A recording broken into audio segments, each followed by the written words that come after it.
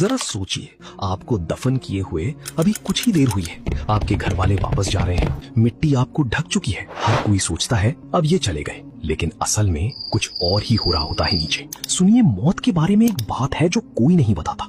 आप खत्म नहीं हो जाते, आप सो नहीं रहे, आप कयामत के दिन तक अंधेरे में इंतजार नहीं कर रहे, बल्कि आप पूरी तरह होश में होते हैं, एक पूरी नई अनदेखी जिंदगी जी रहे होते हैं। ज्यादातर मुसलमान सोचते हैं मर गए, या तो सीधा जन्नत या फिर सीधा सो जाओ कयामत तक, बीच में कुछ नहीं। गलत, बिल्कुल गलत। रसूल सल्लल्लाहु अलैहि वसल्लम ने वो बात बताई जो ज्यादातर लोग नहीं जानते।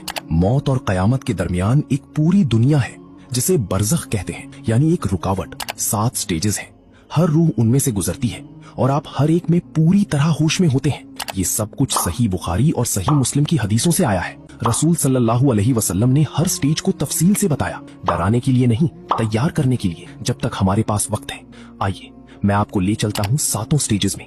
आखिर तक आपको पता चल जाएगा कि आपका क्या इंतजार कर रहा है और अभी से कैसे तैयारी करनी है। स्टेज 1, उतरना, द डिसेंट।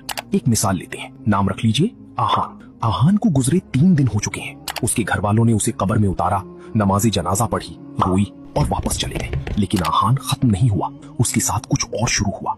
उसकी रूह वापस उसके जिस्म की तरफ खिंच रही है।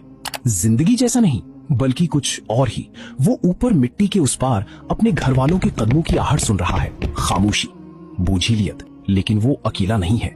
अगर आहान ने अच्छी जिंदगी गुजारी थी तो उसके पास एक खूबसूरत शक्ल आती है, सफेद कपड़ों में, खुशबू से लथपथ, पुरसुकून चेहरे के साथ। वो धीरे से पूछता है, क्या तू जानता है मैं कौन हूँ?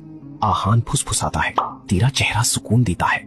वो कहता है, मैं तेरी नेक कर्म हूँ, जिंदगी में तेरे साथ रहा और हमेशा रहूंगा। लेकिन अगर आहान ने अपनी जिंदगी बर्बाद कर दी थी तो उसकी तरफ एक काली सी शक्ल रेंगती है, चेहरा काला, बदबूदार, सड़ा हुआ। वो गुर्राता है, क्या तू जानता है मैं कौन हूँ?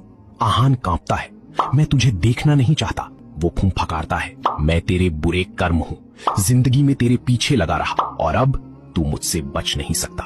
कुरान सूरह मोमिनून में कहता है, उनके पीछे एक रुकावट है, बरज़ख। उस दिन तक जब वो दोबारा उठाए जाएंगे तो आहान अब उस रुकावट में कैद है और आगे जो होता है वो सब कुछ तय कर देगा। उसकी कब्र की तरफ 2 हस्तियां आ रही हैं। स्टेज 2, सवाल जवाब, द क्वेश्चनिंग। आहान को फिर से कदमों की आहट सुनाई देती है, लेकिन इंसानी कदम नहीं, कुछ भारी सा। उसकी कब्र में 2 शख्सियतें आती हैं, मुनकर और नकीर। वो फरिश्ते जो हर रूह से सवाल करने आते हैं। उनकी आवाज से जमीन कांप जाती है। वो 3 सवाल पूछते हैं, तेरा रब कौन है, तेरा दीन क्या है, तेरा नबी कौन है। अगर आहान अपनी ईमान पर जिया था तो जवाब उसकी जबान से अपने आप निकलते हैं, मेरा रब अल्लाह है, मेरा दीन इस्लाम है, मेरा नबी मोहम्मद सल्लल्लाहु अलैहि वसल्लम है। उसका दिल सच्चाई जानता है, कोई हिचकिचाहट नहीं। उसकी कब्र रोशनी से भर जाती है। लेकिन अगर आहान सिर्फ जबान से मुसलमान था, दिल से नहीं, तो उसकी जबान जम जाती है। मैं नहीं जानता, लोग कुछ कहते थे, अल्फाज नहीं निकलते। उसका दिमाग पूरी तरह खाली हो जाता है, घबराहट छा जाती है और अंधेरा उसे घेरने लगता है। रसूल सल्लल्लाहु अलैहि वसल्लम ने सही बुखारी में चेतावनी दी, तुमसे सवाल पूछे जाएंगे और तुम्हारी पूरी आखिरत उन जवाबों पर टिकी है। अब कब्र उसके जवाबों के हिसाब से बदलना शुरू करती है। अगले स्टेज में, स्टेज 3, फैलना या सिकुड़ना, एक्सपेंशन और कंस्ट्रिक्शन। अचानक आहान को लगता है दीवारें हिल रही हैं उसके आसपास, कब्र के साथ कुछ हो रहा है। अगर आहान ने सही जवाब दिए थे तो उसकी कब्र फैल जाती है, दीवारें दूर तक चली जाती हैं, जहां तक आंख देख सके। कुशादा, आरामदेह, किसी महल के कमरे की तरह। वो सांस ले सकता है, हिल सकता है। मिट्टी जो कुछ देर पहले भारी लग रही थी अब नरम गद्दे लगती हैं। लेकिन अगर वो सवालों में फेल हो गया तो उल्टा होता है, दीवारें अंदर की तरफ खिसकती हैं, भींचती, कुचलती। उसकी छाती सिमट जाती है, पसलियां एक दूसरे में धंसने लगती हैं।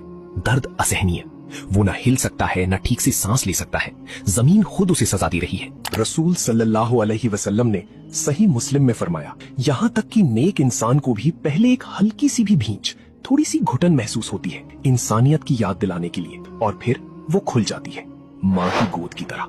एक ही जमीन, 2 बिल्कुल अलग हकीकतें। आपके अमल तय करते हैं कि आपका कौन सा हिस्सा बनेगा। स्टेज 4, रोशनी या अंधेरा, लाइट और डार्कनेस। आहान की आंखें अब उसके आसपास ढल गई हैं और फिर वो कुछ देखता है। अगर आहान ने 5 वक्त की नमाज पढ़ी, सदका दिया, लोगों की मदद की, तो उसकी कब्र नरम सुनहरी रोशनी से भर जाती है, सूरज उगने जैसी।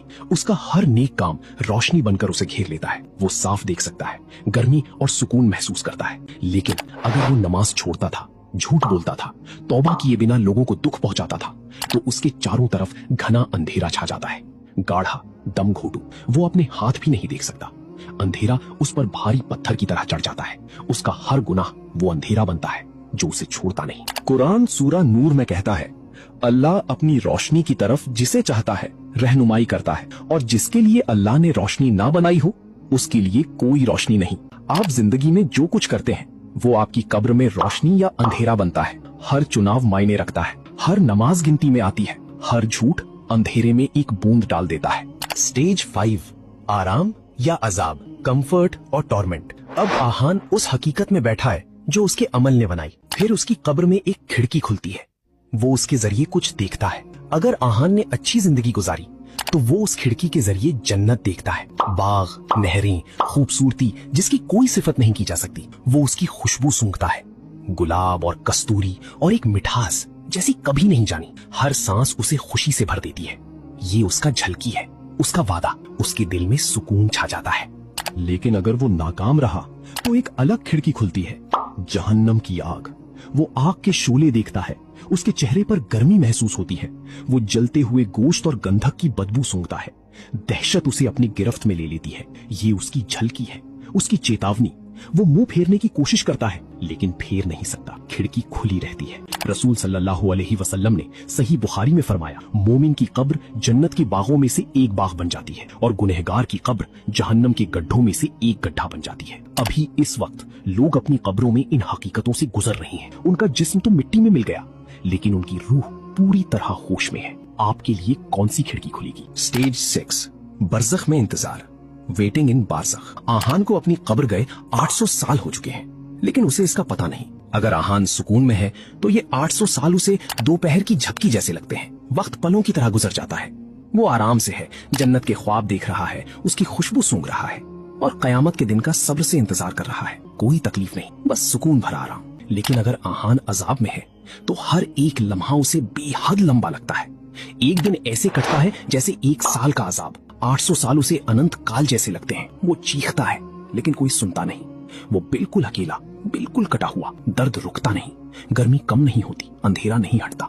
रसूल सल्लल्लाहु अलैहि वसल्लम ने चेतावनी दी, कब्र या तो जन्नत का बाग है या जहन्नम का गड्ढा। जरा सोचिए, कुछ रूहें हजारों साल से इंतजार कर रही हैं और वो अभी भी वही हैं, अब भी उसी हालत में जो उनके अमल ने बनाई। आप अब भी तैयारी कर सकते हैं, लेकिन जब आप वहां पहुंच जाएंगे तो कुछ बदलने की कोशिश करने की भी सुधि नहीं रहेगी। स्टेज 7, दोबारा उठना, द रेजरेक्शन। और फिर अचानक सब कुछ बदल जाता है। एक आवाज आसमान को फाड़ देती है।